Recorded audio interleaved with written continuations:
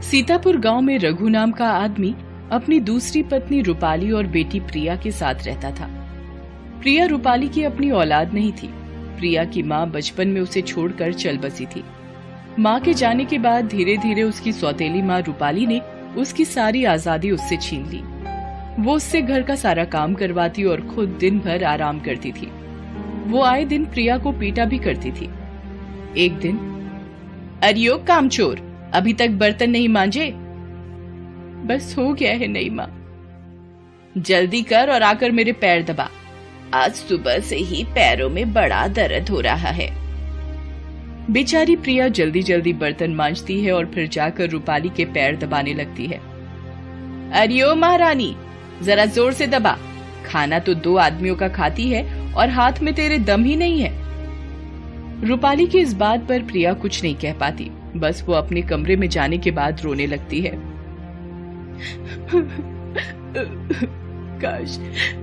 काश आज मेरी माँ जिंदा होती तो मेरे साथ ऐसा जानवरों जैसा व्यवहार नहीं होता। माँ, तुम मुझे छोड़कर कहाँ चली गई? मुझे तुम्हारी बहुत याद आती है माँ। पिताजी तो अधिकतर घर से बाहर रहते हैं। ऐसे में ये सब बताकर मैं उन्हें परेशान नहीं करना चाहती। आजकल इसकी कुछ ज्यादा ही जबान चलने लगी है। आज शिकायत करने की बात कह रही है, कल सच में शिकायत कर दी तो इसका जल्दी से जल्दी कुछ करना पड़ेगा। इसी तरह प्रिया के दिन कट रहे थे। एक बार प्रिया के पापा बाहर गए हुए थे। रूपाली की बहन गायत्री भी उसके साथ ही रहने आ गई थी। बेचारी प्रिया को अब रूपाली के साथ साथ अब गायत्री का सारा काम, जैसे उसके जूठे बर्तन मांजना और उसके गंदे कपड़े भी धोने पड़ते थे, और मार पड़ती थी सो अलग। क्या बताऊं गायत्री, इस लड़की ने तो मेरे नाक में दम किया हुआ है। काम की न काज की, दुश्मन अनाज की। आजकल तो इसकी जबान भी चलने लगी। दीदी, इससे पहले कि ये सारे घर पर राज करे और तुम घर की नौकरानी बन जाओ, तुम्हें कुछ करना चाहिए। दीदी, तुमने कहा था कि इस प्रिया के नाना नानी इसके लिए काफी जमीन जायदाद छोड़कर गए हैं। हाँ, कहा तो था, मगर वो सब तो 16 साल का होने पर ही इस करमजली को मिलेगी। हमें तो एक फूटी कौड़ी भी नहीं मिलेगी। और अगर ये करमजली ही मर जाए तो? मतलब? अरे दीदी, अगर इसकी मौत हो जाए तो जायदाद तो तुम्हारे पति और तुम्हें ही मिलेगी ना, और तो इसका कोई है ही नहीं। अब रूपाली क्रूर तो पहले से ही थी, लेकिन अब उसके मन में लालच भी जाग जाता है। मगर वो मरेगी कैसे?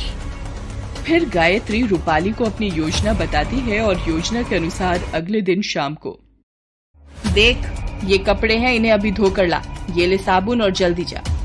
प्रिया कुएं पर बैठकर कपड़े धो रही थी।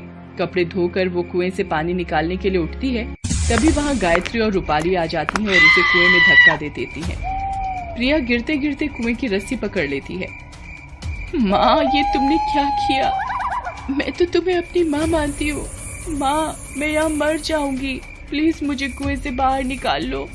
अब जैसा कहोगी मैं वैसा ही करूंगी। घर का सारा काम करूंगी। माँ, मेरे हाथ छूट रहे हैं माँ। मजा आ गया गायत्री, चलो कांटा दूर हुआ। अब ये कुछ ही देर में मर जाएगी। अब तो दीदी तुम लाखों की जायदाद की मालकिन बन गई। इस खुशी में आज दावत हो जाए। इतना कहकर दोनों बहनें ठहाका लगाती हैं और वहाँ से चली जाती हैं। इधर कुएं में प्रिया की हिम्मत जवाब देने लगती है। उसे लगता है कि अब उसके प्राण नहीं बचेंगे। तभी उसे कोई थाम लेता है। जब वो अपनी आंखें खोलती है तो उसे वहाँ अपनी माँ दिखाई देती है। माँ, ये तुम हो? तुम मुझे छोड़कर कहाँ चली गई थी माँ? देखो तुम्हारे बाद उस औरत ने मेरा क्या हाल किया है। माँ, जिसे पापा मेरी नई माँ बना कर लाए हैं। रो मत मेरी बच्ची, अब मैं आ गई हूँ। तेरे एक एक आंसुओं की कीमत इन दोनों बहनों को चुकानी पड़ेगी। आधी रात का समय था। दोनों बहनें खा पी कर सो रही थी। तभी जैसे किसी अदृश्य शक्ति ने उनकी चादर खींच ली। दोनों बहनें चौंक कर उठ जाती हैं। कौन है?